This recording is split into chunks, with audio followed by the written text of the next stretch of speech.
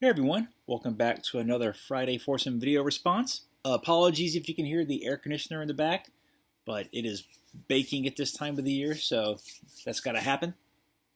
Today's topic is 4 of your favorite fighting game characters. Now, I enjoy a number of fighters, and since I tend to stick with the same few for each one, this was a bit tough, but I have narrowed it down to 4 of my go-tos.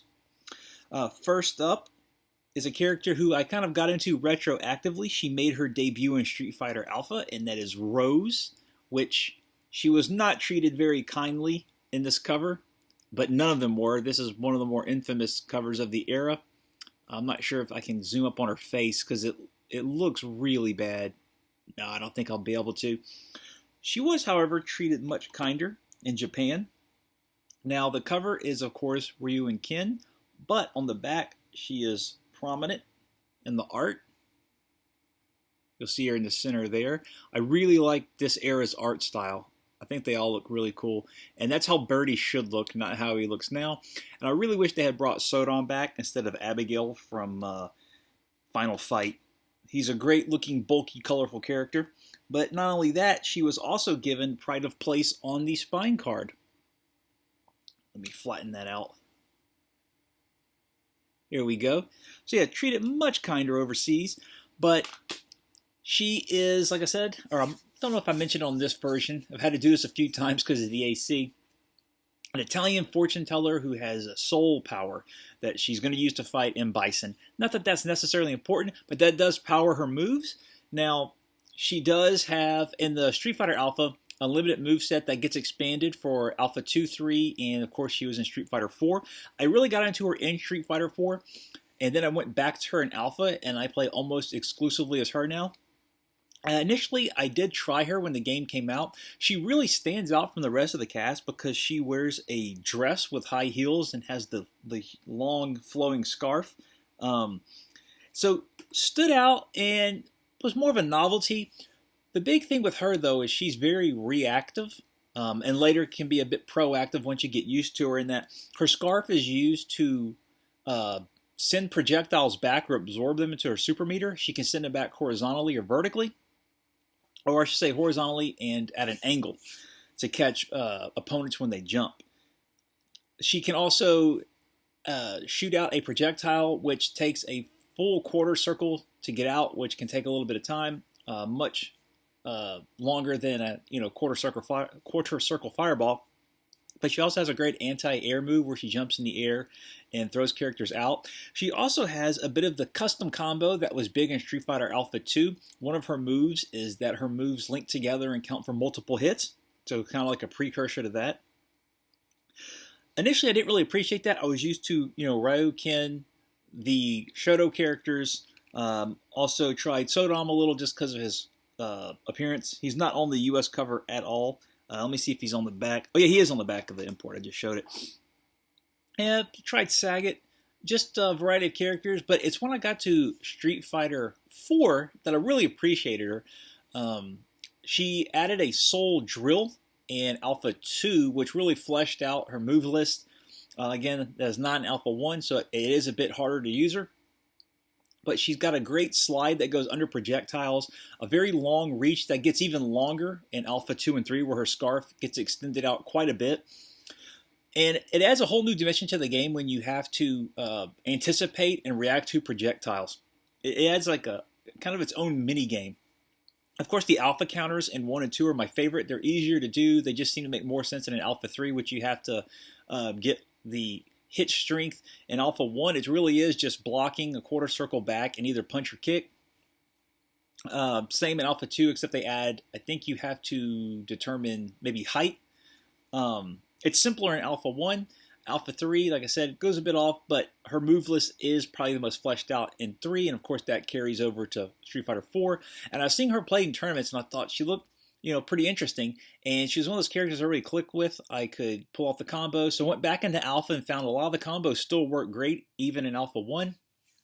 And with the easier alpha counter, just a lot of fun to use her, especially against characters that are prone to throwing a lot of projectiles, knocking someone out of the sky, or especially doing her anti-air where she jumps in the air and throws people down is very satisfying. So when you get one of those guesses right, it just adds a whole new dimension to the game. It's just a lot of fun.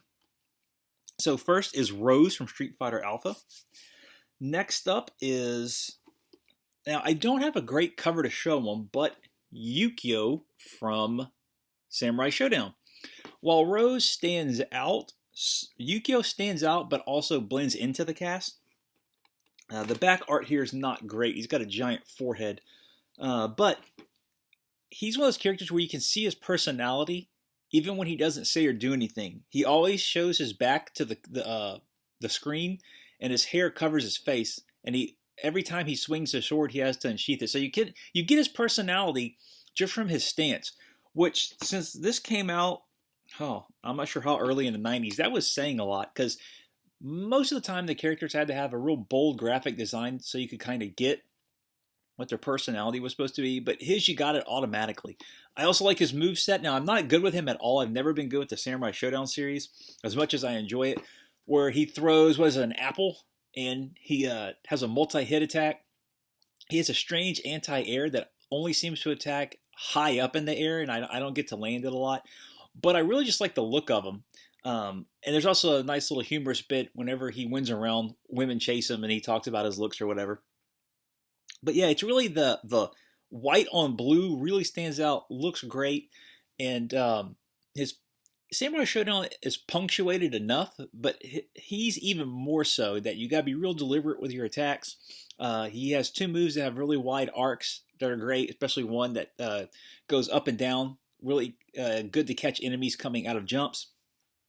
Yeah, it just, the look stands out, and he's carried over from entry to entry, and so anytime I can pick him, that's my go-to. Now, Samurai Showdown has quite a number of nice-looking character designs. Hanzo is kind of like the coolest-looking ninja to me in any game. Yeah, Earthquake for big characters, I didn't mind him. I'm normally not a fan of giant characters, but it's his huge hook or scythe that I'm a pretty big fan of.